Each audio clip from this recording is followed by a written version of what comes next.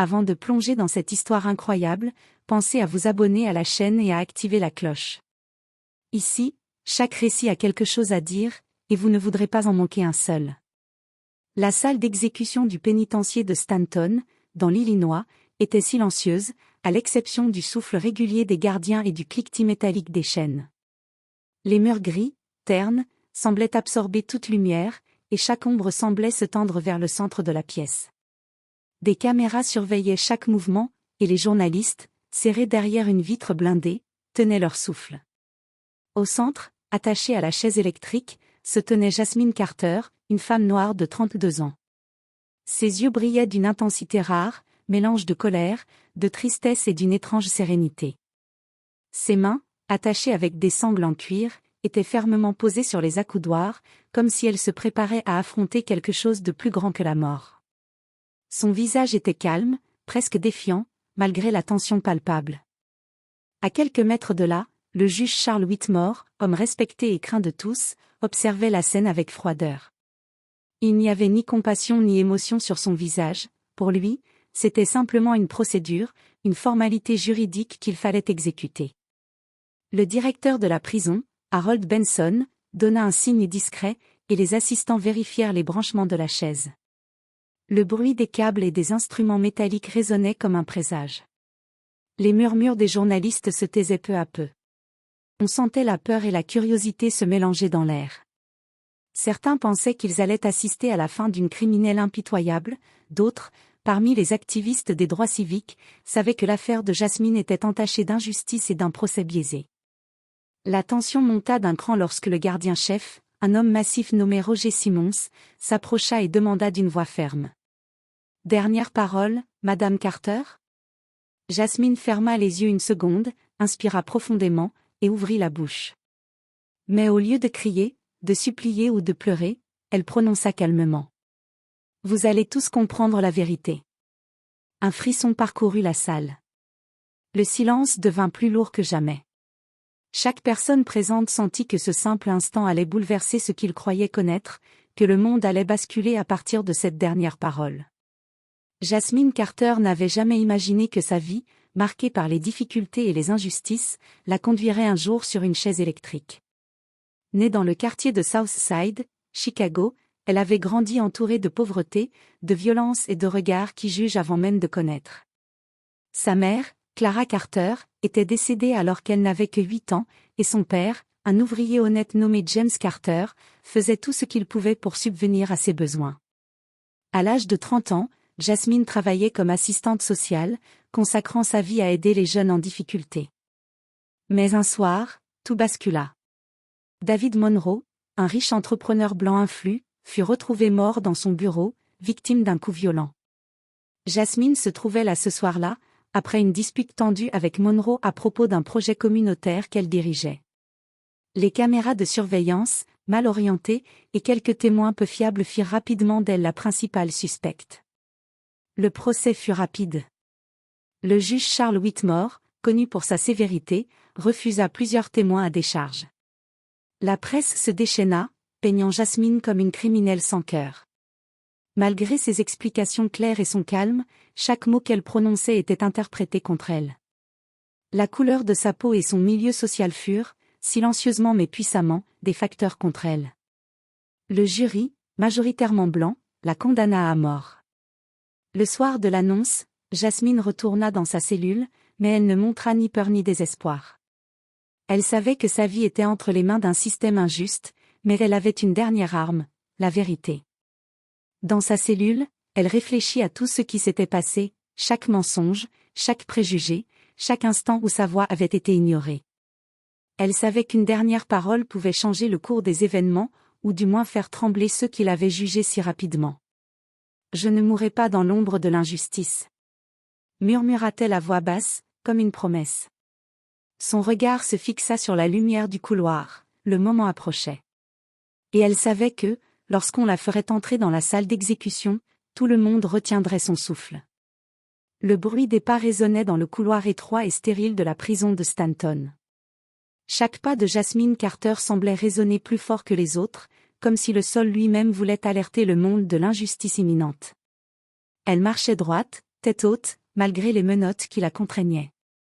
À ses côtés, le gardien-chef Roger Simons et 2 assistants formaient un cortège silencieux, tendu mais attentif.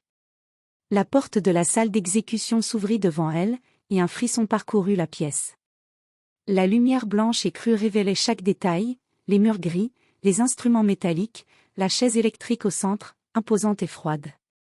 Les journalistes derrière la vitre blindée retenaient leur souffle, les caméras fixées sur Jasmine comme si elle était déjà condamnée avant même de parler. Jasmine s'arrêta un instant. Ses yeux noirs scrutèrent la pièce, rencontrant ceux du juge Charles Whitmore, assis avec son air impassible. Même lui semblait légèrement surpris par sa tranquillité. Dans cette dernière confrontation, Jasmine n'était pas seulement une condamnée, elle était une femme consciente du poids de la vérité qu'elle portait. Le directeur de la prison, Harold Benson, fit signe à ses assistants. Les sangles furent ajustées, les électrodes vérifiées. Le silence dans la salle était oppressant. Chaque respiration, chaque cliquetis métallique semblait amplifié. Jasmine inspira profondément, comme pour ancrer sa force intérieure. Soudain, le juge Whitmore rompit le silence avec son ton froid et précis. « Dernière parole, Madame Carter ?» Un frisson parcourut l'assistance. Tout le monde pensait qu'elle allait murmurer des excuses ou implorer la clémence. Mais Jasmine resta calme. Elle ferma les yeux un instant, puis les rouvrit avec une intensité glaciale. Sa voix résonna dans la salle, claire et déterminée.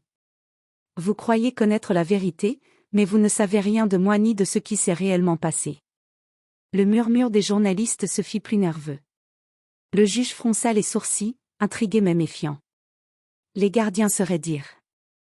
Même dans la tension de la salle, quelque chose changeait, un frisson invisible parcourait chaque personne présente.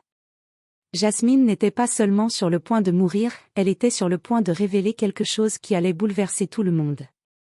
Alors que l'électricité était sur le point d'être activée, Jasmine inspira encore une fois. Chaque seconde semblait durer une éternité. Et dans ce silence, tous savaient qu'ils allaient entendre quelque chose qu'aucun procès ni aucune condamnation n'avait permis de dévoiler. La tension dans la salle était presque palpable. Jasmine Carter, toujours attachée à la chaise électrique, fixa le juge Charles Whitmore droit dans les yeux. Chaque respiration semblait suspendue dans l'air.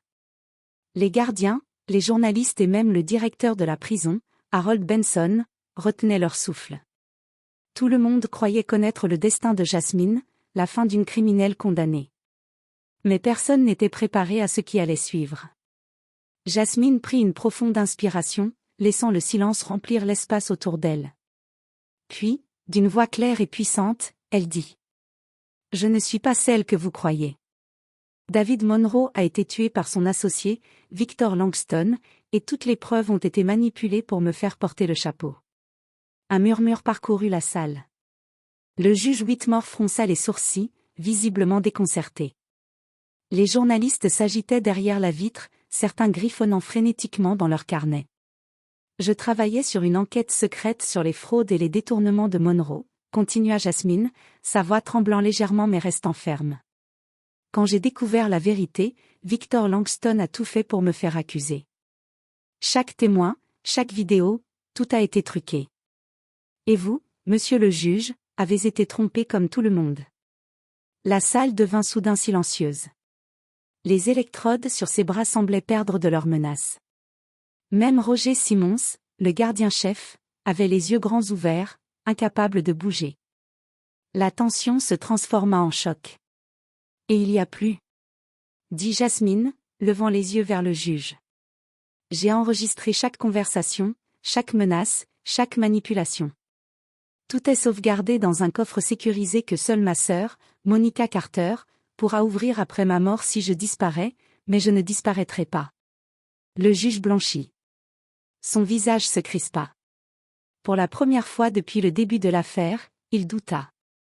Les assistants se tournèrent vers le directeur Benson, qui lui-même semblait paralysé par la révélation. Jasmine sourit légèrement, un sourire qui n'avait rien de joyeux mais qui respirait la puissance de la vérité. « Si vous m'exécutez maintenant, la vérité éclatera tout de suite, et tous ceux qui m'ont condamné devront répondre de leur erreur. Mais il n'est pas trop tard pour la justice. » Un silence de plomb s'installa. Les caméras continuaient de tourner, immortalisant chaque seconde de ce moment historique. Le juge Whitmore, tremblant légèrement, demanda. « Vous dites que vous pouvez prouver tout cela ?» Jasmine hocha la tête. « Oui, et vous allez voir que tout ce que vous pensiez savoir, était faux. » À ce moment précis, l'électricité ne fut jamais activée. Le directeur Benson, réalisant l'ampleur du scandale qui allait suivre, leva la main pour arrêter la procédure. Les assistants reculèrent, stupéfaits. Les journalistes sentaient qu'ils étaient témoins d'un retournement de situation qui allait bouleverser le pays. Pour la première fois depuis le début du procès, Jasmine ne semblait plus une condamnée, mais la maîtresse de son destin, et le monde entier retenait son souffle. La salle d'exécution était encore figée dans le silence après l'arrêt de la procédure. Les caméras continuaient de tourner, capturant chaque instant de ce moment historique. Jasmine Carter resta assise, calme, mais son regard brûlait de détermination. Elle savait que le vrai combat commençait maintenant, prouver sa version et dévoiler le complot qui avait failli lui coûter la vie. Le juge Charles Whitmore, visiblement troublé, se leva lentement. « Madame Carter, si ce que vous dites est vrai, nous avons un problème énorme. » Sa voix tremblait légèrement, signe qu'il commençait à mesurer l'ampleur de l'injustice dont il avait été complice. Jasmine donna les détails précis, le nom de Victor Langston, les menaces qu'il avait proférées, la falsification des preuves et le plan qu'il avait orchestré pour la faire accuser à sa place. Elle expliqua comment elle avait secrètement enregistré chaque conversation compromettante et les avait confiées à sa sœur, Monica Carter, pour qu'elle soit révélée au moment où sa vie serait en danger. Quelques minutes plus tard, la police reçut l'ordre de fouiller les bureaux de Langston.